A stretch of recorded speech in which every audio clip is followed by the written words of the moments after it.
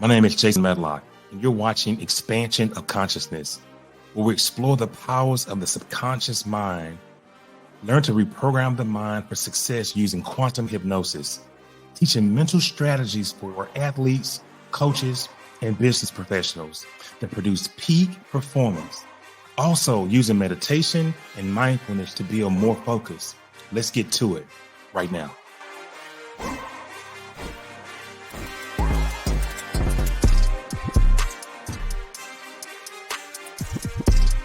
I want to welcome you to the Transform Your Mindset Bootcamp with the fascination with the human mind. The fascination with consciousness is what drives you. You cannot miss the fact that mental training techniques roll right in the dynamic of the actual training process. Wow.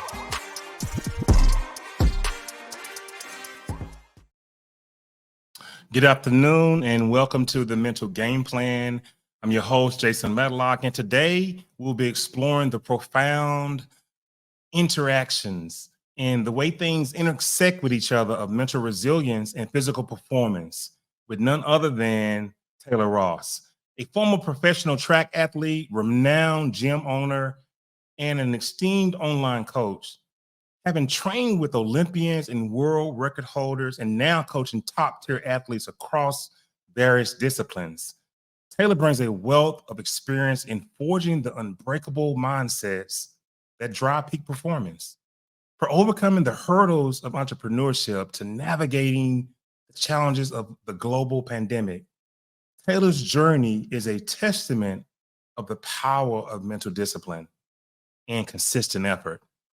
Let's dive deep into the strategies that help elite performers and everyday individuals alike to thrive under pressure and excel in all facets of these young men and young women's lives. Without any further ado, let's bring Taylor on right now. Hey there, Taylor. How are you? I'm doing fantastic. How you doing, Jason? Good, good. I told you it was going to be nice. I am humbled. Absolutely. And you deserve it. You've done a lot in the training space, being a former athlete, top level performer yourself. You know what it takes. You know how to get it done. And there are guys like you that help today's athletes, guys like you that give back, that help today's athletes understand what it means to reach this peak level performance. And I just commend you on that. Thank you. I really appreciate that. It's been a journey and it's been a big learning curve, but I love it. Awesome. And you are a performer, you're a former professional athlete.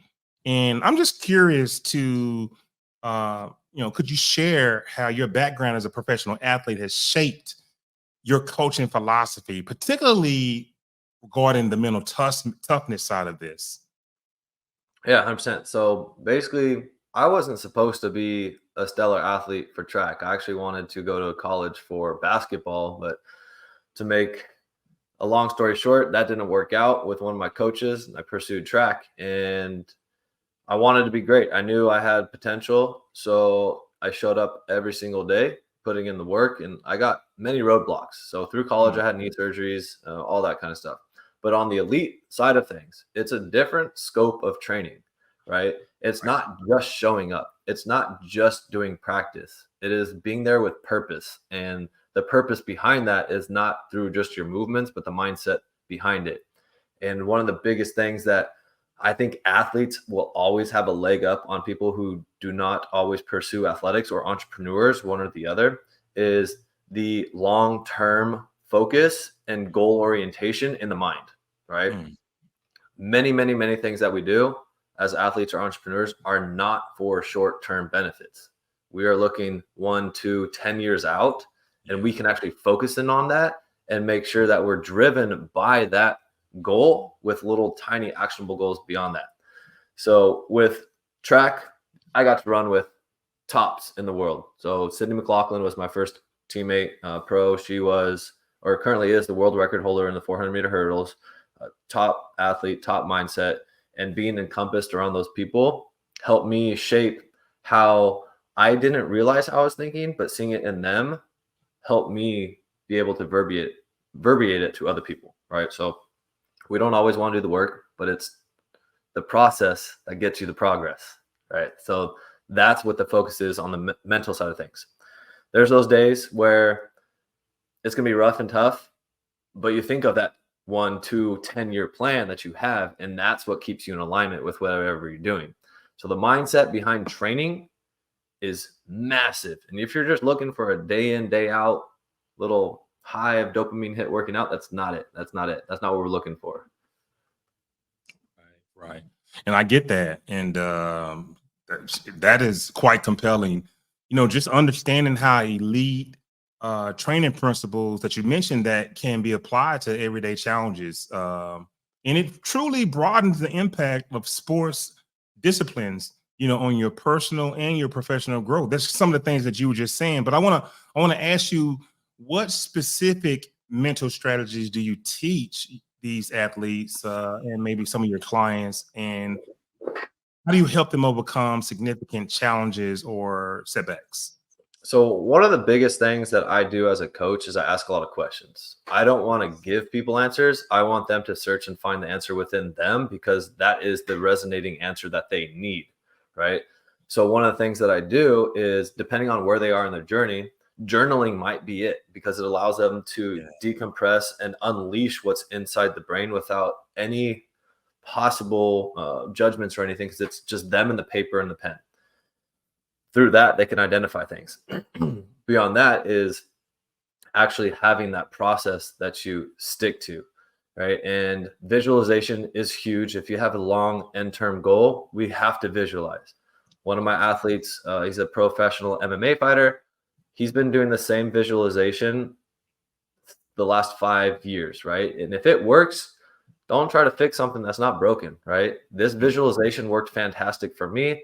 I use it for him. I've introduced it to other athletes and it didn't work quite as well, but for him, it's perfect, right? Seeing that light, seeing that end result, and making sure that you can visualize it can keep you going and also enhance the results that you're getting. Because if you put the mind there, the body's going to follow pretty quickly. So visualization is a huge component, and there's the long-term visualization that I use, but also short-term. Like you can think of basketball. When people are looking at the net for a free throw, you think they're just looking at the net? Nah, they're seeing the ball go through the net, right? We're getting the action already completed in our brain. So even things like that on the track, working with hurdlers, like they're looking at that first hurdle going over it already. So the visualization that I use is pretty profound with my athletes, but also my everyday clients who just are trying to optimize their overall life. They need to visualize what they see in their future. And the difficult part is we always have that negative little voice. That is what we have to train with visualization. We have to get rid of that and overcome it. And that can take months to years to actually do, depending where you are at with your journey and your own mindset and mind frame of how you control your thought. But visualization is one of the biggest things that I do, and I try to constantly instill, and it can be fueled by journaling. Isn't it impressive how these strategies, you know, are just, they can help you thrive through challenges. Visualization is a big part of even what I do as a coach, whether it be a business professional or whether it be athletes I'm working with. And you said it right, you know, long-term visualization on the actual moment. Both of those work, and athletes do train. They train for the long haul. When you adapt such measures, I mean, you can transform how people approach obstacles in their life and how they handle pressure. And I am very, very excited to hear that you know, you're using visualization techniques because it's needed. And when you talk about this little voice, this, you know, these negative thoughts, and that's why I like to use sports hypnosis. And I'm a hypnotist, and I mix some of my hypnosis tool bag items in the sports mindset training process. And you know, I like to find those areas where the thoughts are bad and try to weed them out. And I just love that you recognize that and you understand what has to happen for these high level athletes. It's a big part of it. And I just read, I'm still in it actually, the book by Napoleon Hill, Outwitting the Devil.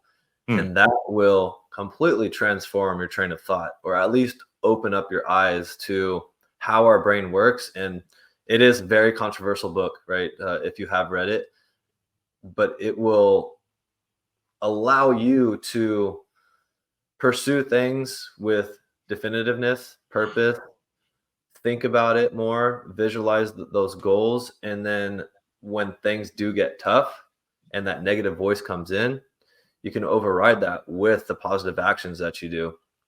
And I think that that's one of the most powerful things we could do is constantly combat it and just work with purpose.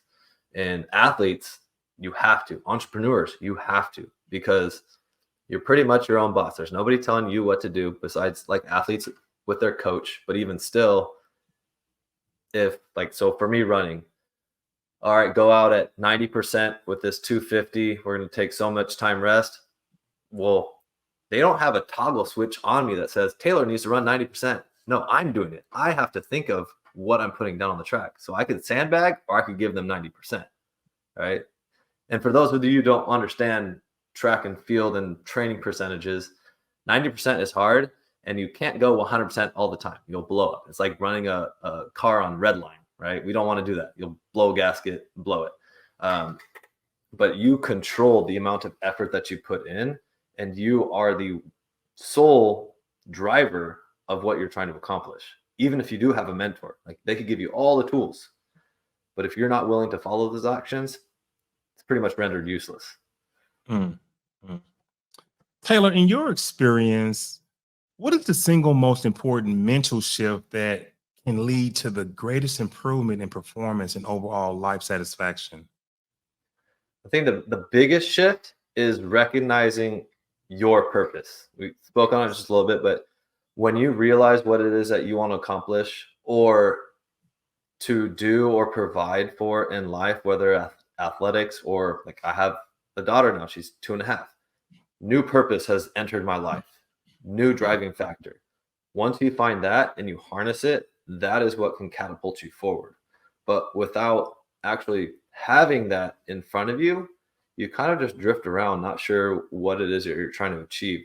So once you lock in on what it is that you want to accomplish or the impact that you want to have, that's what can drive you forward to unlock all those other doors that makes you a super powerful person to create positive impact for others and yourself. Yeah, that shift sounds like a game changer for anyone who's listening. It's really fascinating how a singular focus or change in mindset can really catalyze you to, profound changes, and whether it's across, sports, it could be across all spectrums of your life as well. Those kind of changes are monumental.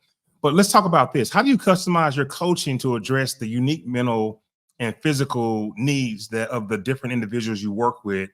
And I know you work with professional athletes, but the busy professional as well. Yeah, so I have to find out what their roadblock is. And that's where I ask questions or what they feel like they might be struggling with. And it ultimately comes down to self-limiting beliefs. They don't think that they're able to accomplish something because of something that may have happened in the past. They think a failure means that it's the end of the road, but a failure is just a lesson. It's just something that we take to keep going forward. So what I do is try to find whatever that roadblock, that hurdle, whatever it might be, and start chipping away at it slowly with them so that they see they can actually get past it. If you try to just run through a brick wall is going to stop you. But if you get a hammer and you smack it, it starts to chip away and you just keep working, eventually you bust through. Right. So sometimes that brick wall might be really hard to get through. Other times it might be as thin as drywall. We don't know. But what we do is we try to identify that roadblock and then create the momentum of the process to create progress and keep going forward with it.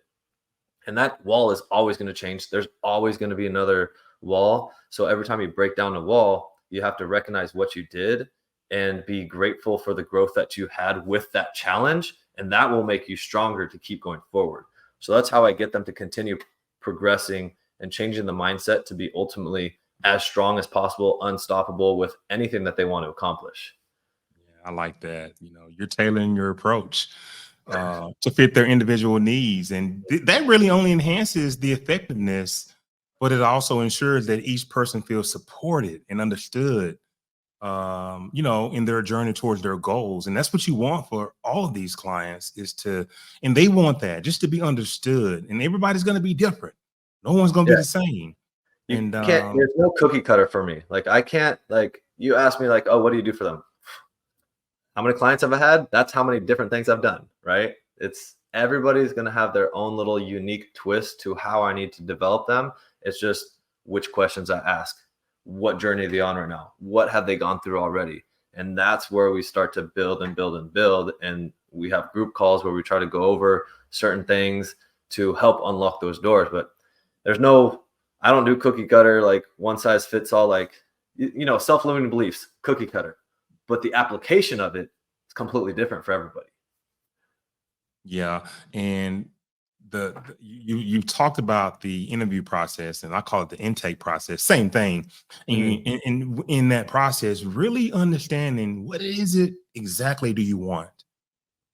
What's stopping you from being where you need to be, or the goal you're trying to set, maybe running a 40-yard dash, or maybe running a 10-9 in the 100 meters. What's stopping you? Once you find those things out, just listening to you talk, I'm sure you have tons of success with these guys. But I want to ask you, can you discuss how the principles of progressive overload in physical training can be applied to developing mental resilience? Sorry, you cut out for 1 sec. Applied to what? Okay, I'm sorry. No, I was wondering the principles of progressive overloading. When you're training a person, can you discuss how that can be applied to developing a level of mental resilience? Oh, 100%. I think they go hand in hand. If I have you walk into a gym and say, hey, pick up this 100-pound dumbbell and do some shoulder press with it, you think I'm crazy, right? One, because you physically can't do it and you mentally don't believe you can. So progressive overload in the gym is also progressing the mind at the very same exact time. You pick up 5 pounds, you press that. Oh, I can do this. Amazing. And your body's like, yeah, you can. Then we go up to 10. Oh, I can do this, right? So we're progressing the weight or the reps, whatever it might be, the intensity. And as you build up the reps, the weight, the intensity, your mind, you yourself start to believe that you can do these things. And then you'll be like, let me try this. And that's where the confidence comes into play, where you try to make a bigger progression. And sometimes you'll surprise yourself and be like, oh yeah, I just did it. Like, wow. And that confidence starts to grow. Sometimes it's a learning lesson where you don't hit it, but maybe you do it like 50%. Like, oh, I can do it. Not now, but I will be able to. And that's what physical training can do for our mindset. Is the gym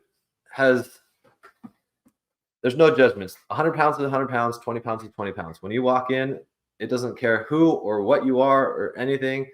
It's going to give you the same amount of difficulty to be lifted any part of your journey, right? Same amount of gravity. Yeah, exactly. So when you get in there and you see other people lifting really heavy weights, like, oh, I can't do that. Well, you're setting yourself up to not even want to attempt it. So that's why you have to progress slowly, implement these changes week over week to grow, not just physically. You get the neural adaptations, you get the hypertrophy of building your muscles, the energy system starts to work better, but your actual self-belief of what you can accomplish in there grows with it. And as that grows, the confidence is just going to be growing even more because you can see that you've actually accomplished things. Yeah, I like what you're doing. I mean, linking the physical training principles with the mental development, it helps the growth of the athlete. I mean, when you can use the mental aspect of training a person, and they can kind of, relate it to, I can go in there and, and get that done. It just shows them, how they can achieve. And, it really, really helps these guys or these young ladies with their overall well-being as well. I mean, you can take this into the workplace, you can take this into the home. So it's just an awesome addition. And when we coach athletics and we train people, this is something that people can take in all parts of their life. Yeah, So 100%. I'm really digging it, Taylor. Yeah, athletics can teach you so much. And that's why I said it earlier. I think athletes, whether it's high school, college, post-collegiate, has a leg up on people because of the difficulties and the trials and tribulations that you have both physically and mentally, and the time dedication that you put in really empowers you overall. And I don't think you realize that as an athlete or even an entrepreneur until after the fact. Like, I started noticing the gains that I made from being an athlete after being an athlete. And that's what I'm trying to instill in people that may not have had that. I have to share my experience and relate it to their own so they can start building what I have taken years to build within themselves.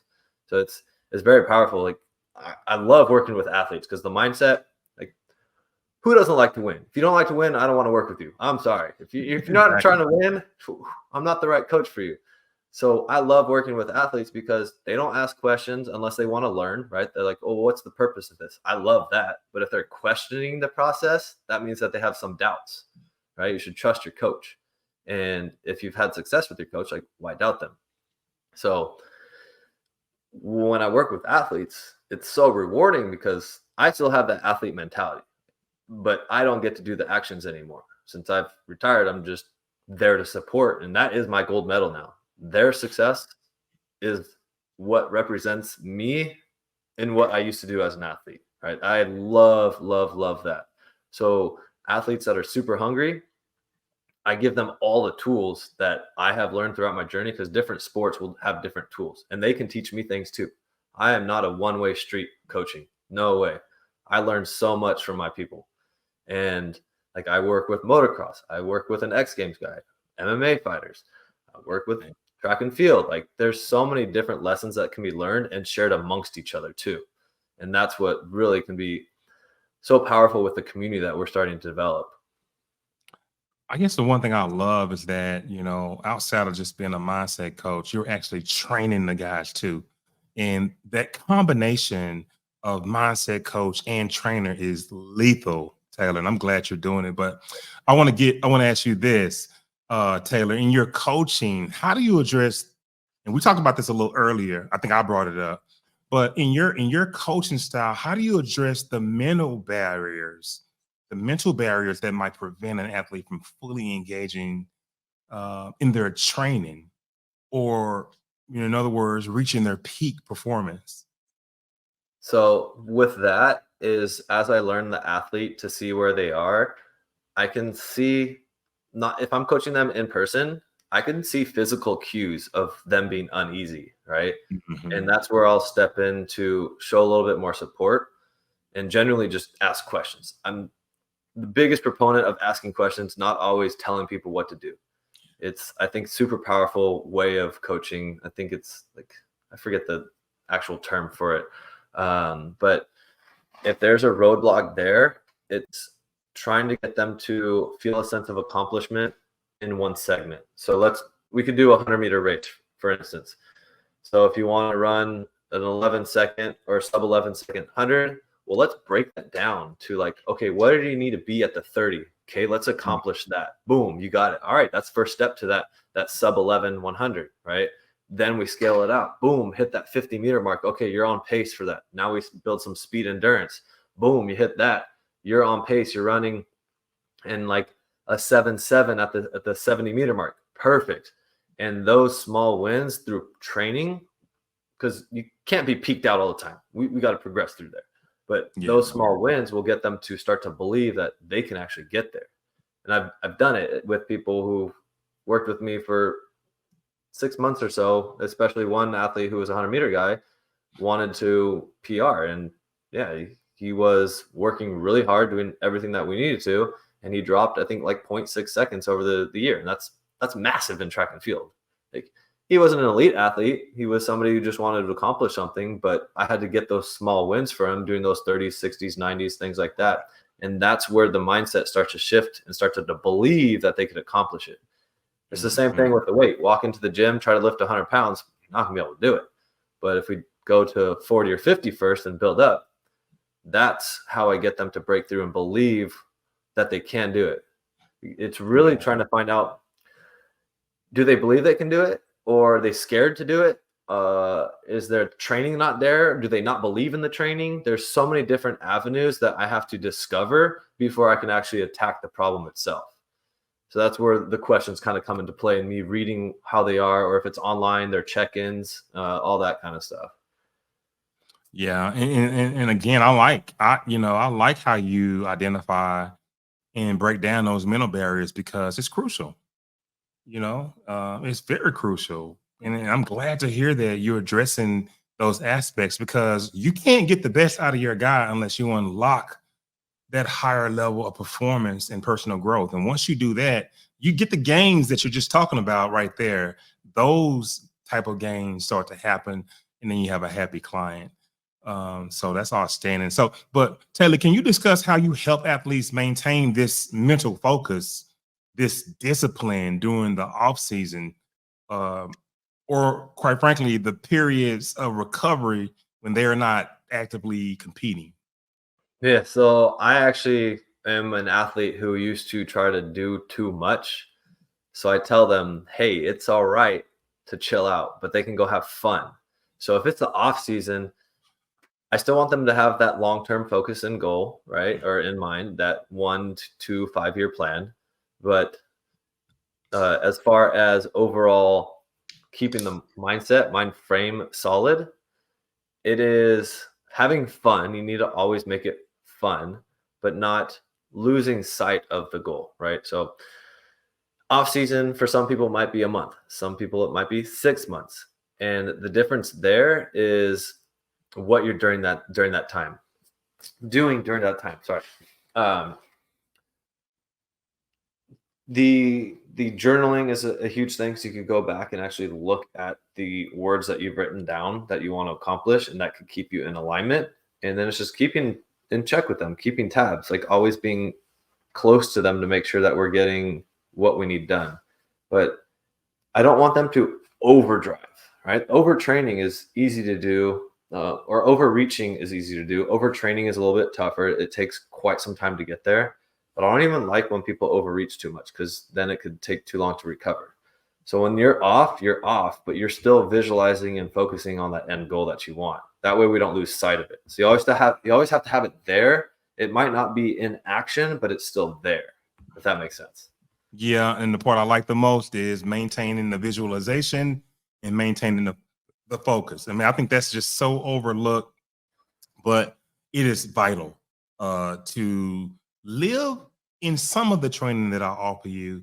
I'm not asking you to continue to run 10s and 20s and 30s every day, but mentally stay sharp. Keep your breath right. Keep meditating. And if you're not a meditator, do yoga. If you don't do yoga, pray.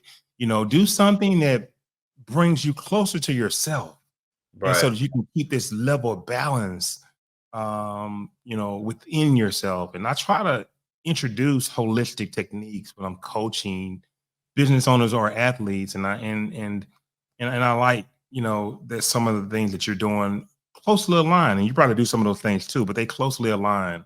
Mm-hmm. And it's sustainable. A lot of these techniques that you're speaking of help sustain these guys and helps them keep them motivated, keep them mentally sharp, keep them intact.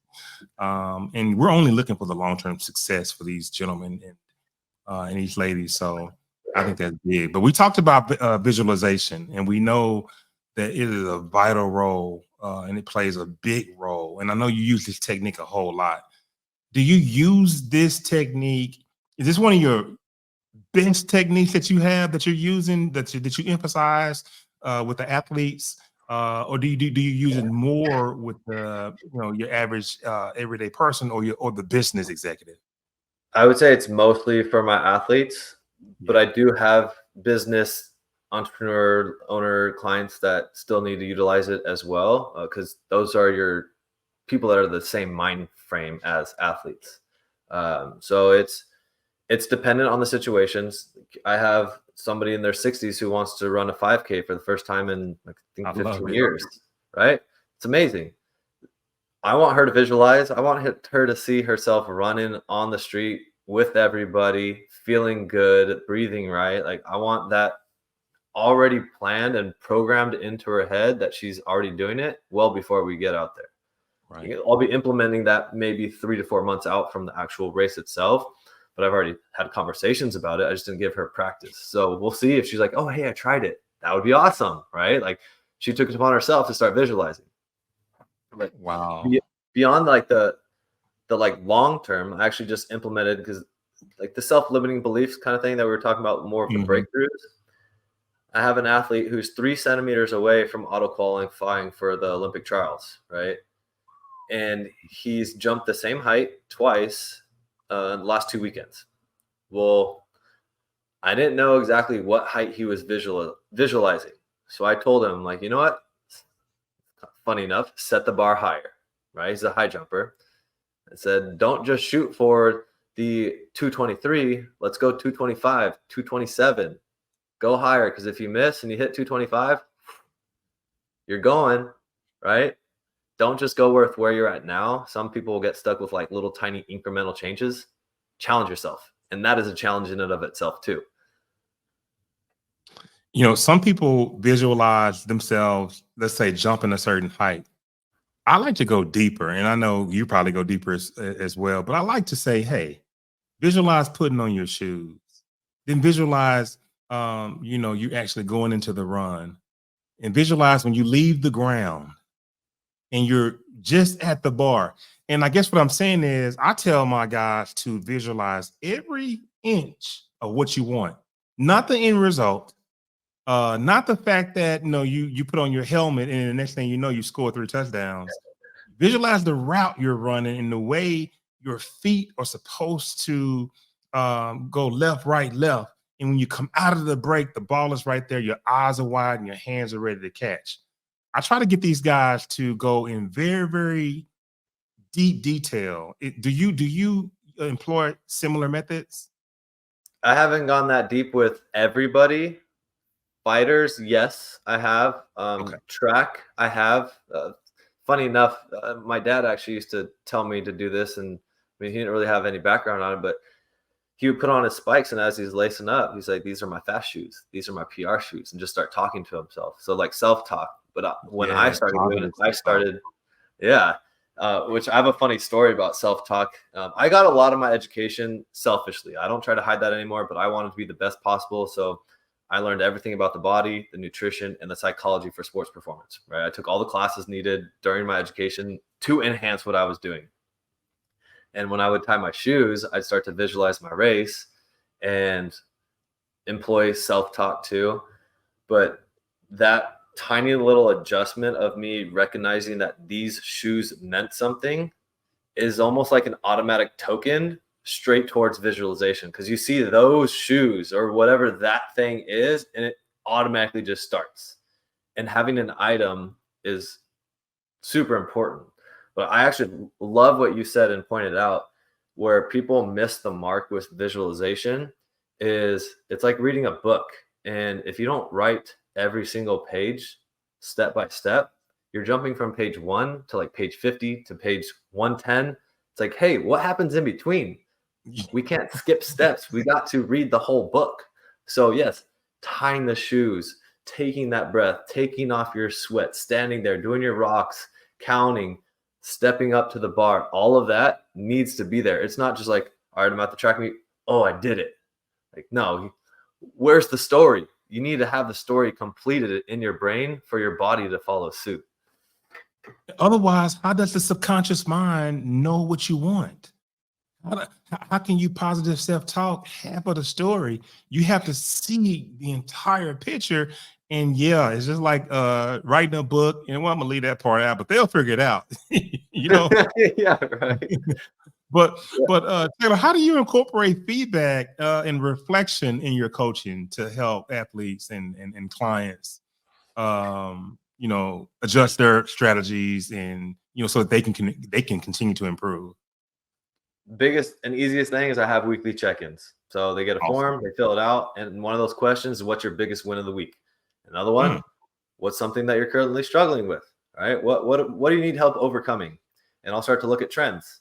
But you also have to give them kudos on things that they have accomplished, and that'll help me transform what our focus should be. So identifying the positives and, I don't want to say negatives, but the struggles is what helps me keep everything in alignment with where we need to go. Mm. I think, feedback and reflection, I think that's really the foundation of our business. And, so that we can figure out what they need and how to adjust. Some of these guys and ladies out here, they'll just say, well, he's the mindset, whatever he says, I'm just going to do. But we need to hear from you. We need to hear what's working, what's not. What do you think? How do you feel? We need to know this stuff so that we can fine tune whatever we're doing for you to help grow you, help foster your mindset. So, yeah, That's I think actually one of the hardest things with elite athletes is they just take the marching orders and don't give you any feedback, and you have to chase them down. They might be doing well, but could they be doing better? Right. And that's one of my biggest hurdles with my elite athletes is getting constant communication, even as simple as a weekly check-in. Like, it's hard to get that sometimes, but I will check in, I will call them or text them and try to get it myself. So I make sure we're on the right path, but they just, hey, you said this, I got it, no problem. And I think they're just like ghosting me, but they're doing the things, but I need more feedback to fine tune. And I always tell people I'm a data-driven coach, and it could be your weight, it could be your workouts, it could be your meditation. All of that is data and numbers to me to help take you to the highest level possible. But without that data, I'm flying blind. I don't have anything to navigate. So elite athletes, yeah, some of the most rewarding and fun to work with, and they're really focused on the goal, but they will also be so focused that they don't want to do anything else that might help them. Right. So Taylor, tell us about your operation, the gym and your programs that you're offering, website, all this stuff. Let the audience know, potential clients, potential athletes that are out there, let them know sort of what you offer and how to find you. Yeah, of course. So took a leap of faith with my dad, opened up a gym in LA, Rise Athletics LA. It's boxing, kickboxing, Muay Thai. We got jiu-jitsu and wrestling. We have some yoga there as well, and a class called Hybrid Hit, similar to CrossFit, but my own little twang to keep people a little bit safer. So if you're local to the area and want to come through, that would be amazing. All levels of experience we offer, right? And then Crown Athletics is my online brand that actually started as a awareness brand for track and field. It was going to be apparel, and it kind of just shifted into my coaching. And this is where I help people no matter where they are with their mindset, their nutrition, their exercise, optimizing their blood work, everything, just making themselves better people.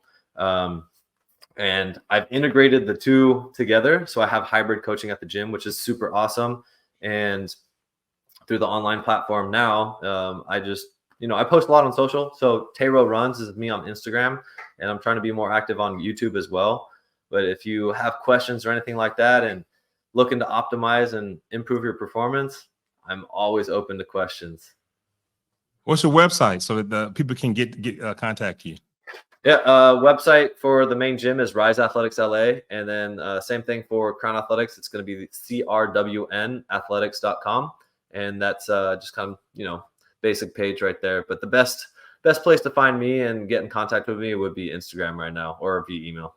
Yeah, we're gonna have all that in the show notes at the bottom, so people guys, when you get through watching the show, just scroll down to the bottom, click on the circle button.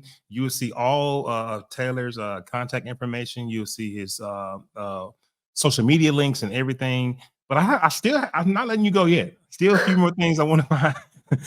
I want to find out the programs. Do you have certain programs that you're offering for different types of athletes, or anything that's just standard programs that you're offering?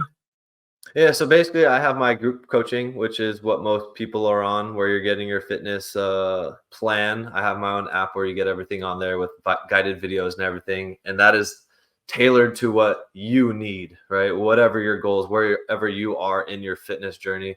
Nutrition, I start to dial in for you, looking at your needs, looking at things that you may like or dislike, customized meal plan for you. And then we have the group coaching calls, which is actually tonight at 7. We get on there with everybody.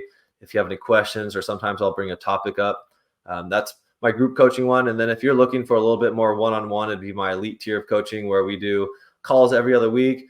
Make sure we're fine-tuning overall life and performance. You're still getting all the nutrition and everything as well, but you're a little bit more face-to-face with me, especially if you're not in person.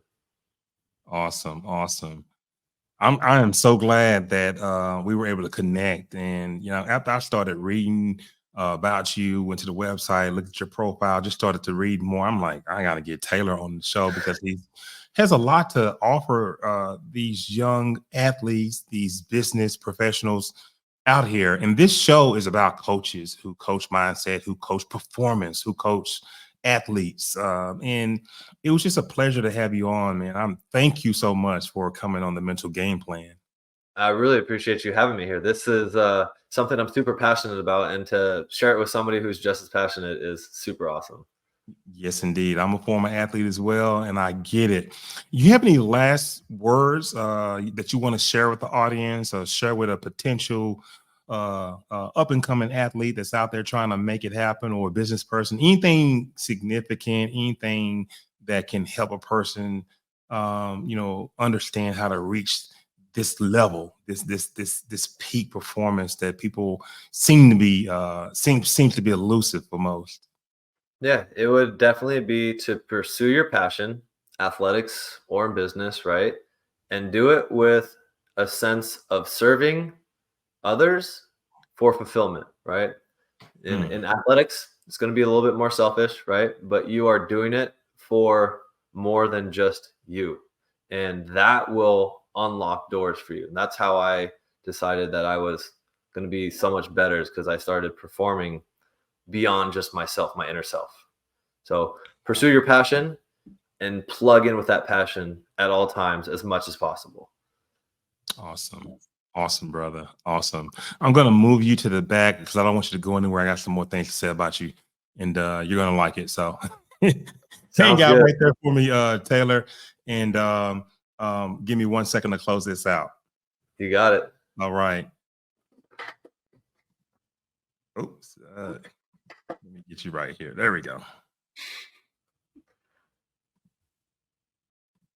Okay. Sometimes I miss buttons, but that's okay. But as we wrap up today's discussion with Taylor on the Mental Game Plan, we all are reminded of the essential role that mental resilience plays, not just in sports, but it's in your everyday aspect of your life.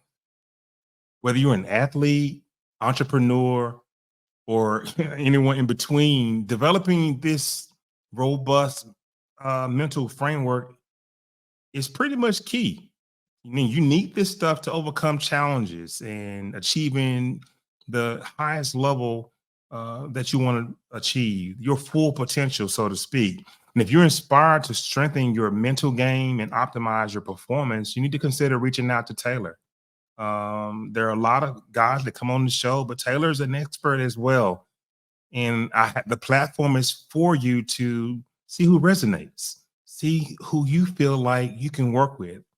And, there may be some services I offer. There may be some services that someone else offers, but experts like Taylor, just hard to find guys that are really, really dedicated, training and their mental coaches at the same time. And, explore your options or connect with communities that focus on mental and physical well-being. But remember, the path to excellence is a journey of continual learning and adaptation. Join us next time as we continue to explore powerful ideas and strategies to expand our consciousness and enhance our capabilities. You have to keep pushing your limits, and let's all strive to be the best versions of ourselves. Until then, stay strong and keep conquering. And I'm going to leave you with these 3 last words: trust, relax, and discover. Thank you so much. Good night.